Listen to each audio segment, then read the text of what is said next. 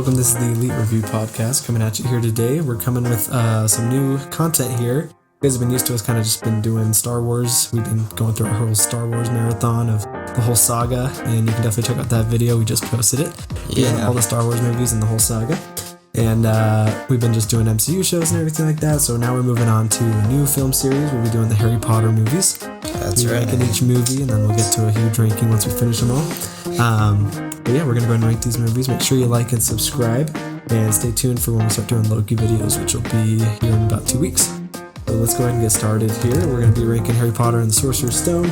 First movie of the franchise, 2001, really long time ago. And we're just going to go ahead and rank everything in the aspects we usually do it. And let's go ahead and start with the character scale, 1 to 10. What would you give them?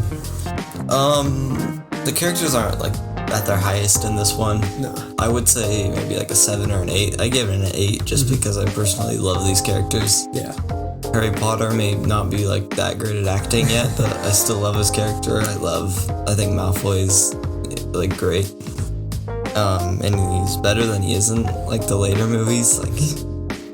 I love seeing so much Hagrid. I love Hagrid's character in this. He's not really in the other movies as much besides the second one. And I think him and Harry's relationship is just done really well. Yeah. I love Snape. Snape's always great in all of them. Dumbledore, he's fun. He's not like super like cool or anything yet, but yeah. Hermione can be a bit annoying sometimes.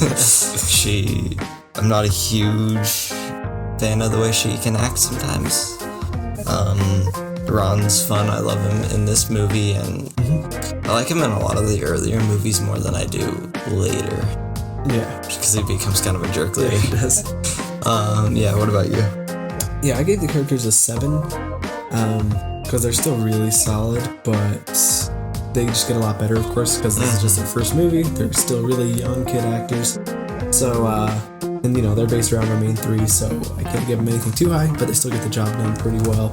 I agree, Hagrid is awesome in this movie, and they do a really good job at just staying accurate to the books with the characters, and how Hagrid is in that book is really similar to this movie, so I like how they keep a lot of that. And yeah, I think it's just a great introduction to the characters, like, you know, McGonagall and Snape and everybody.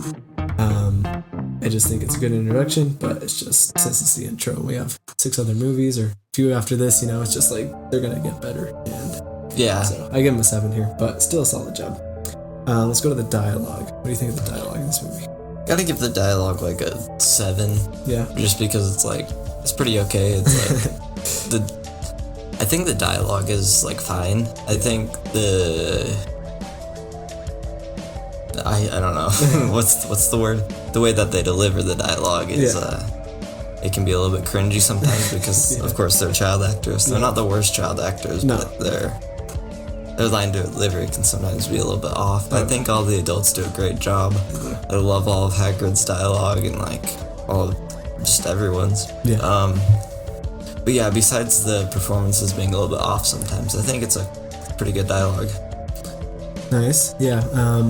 I agree, it's pretty good. I knocked it down a little bit to a 6, just because it does have some cringy lines sometimes. Most of the other movies don't cringe me out, like, ever, but this one does have a few cringy moments, because we're still dealing with really young kids.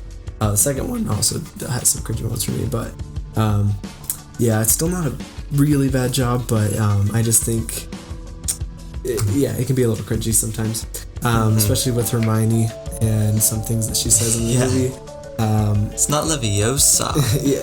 And then even Harry too is like, it can be a little cringy sometimes, his dialogue. I think Ron's the one who has a pretty good delivery here and does his job pretty well. I think so too. He's very nervous the whole movie, and it's great. He's a lot of fun too. Yeah, he's a lot of fun. So the dialogue gets way better from this movie, I think, and the script gets way better too.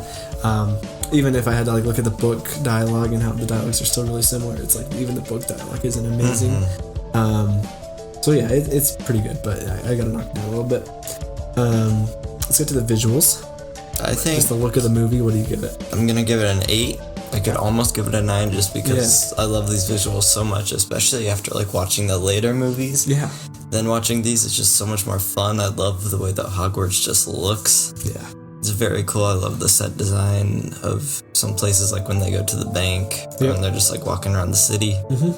It's all a lot of fun. I think I knocked it down a little bit just because the CGI is not at its best right now. No. It's pretty good for the year it came out though. Like It is, yeah. The dog and everything looks okay. Yeah.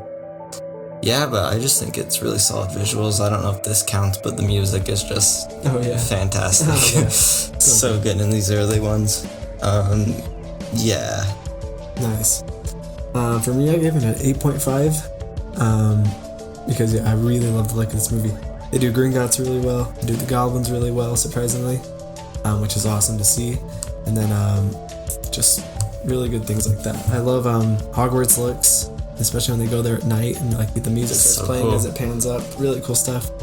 Obviously, I just love the look of Hogwarts itself, just like the inside of it. Like when you read the book too, it's just like exactly how you'd imagine Hogwarts. Like just all these stairs moving, all the flying ghosts, all the portraits. So magical. Just a huge hall of just tons of food and everything, and just Dumbledore's look. Like everybody's looks and stuff is just like perfect. It's amazing. And then like Diagon Alley, just awesome stuff. Like when he's buying his wand, and Hagrid's just taking him everywhere. I also just love visuals of just like Harry's little bedroom just hidden under the stairs. I do too. When they go to the lighthouse that's like super far away to get away from everything, and Hagrid just like taking his gun and pointing it up. It's like all these little visual things I just love. That's really nice. It's still really good. Yeah, I can't give it the best because I think it just does end up getting better. And a lot of the movies end up being really visually pleasing later, so in their own way. They just get a lot more mature. And this one's just like a lot of fun. Kind of just having fun with CGI and things like that. So at least they do the CGI pretty good and don't just mess it all up and stuff. Also, Quidditch. It looks really nice too.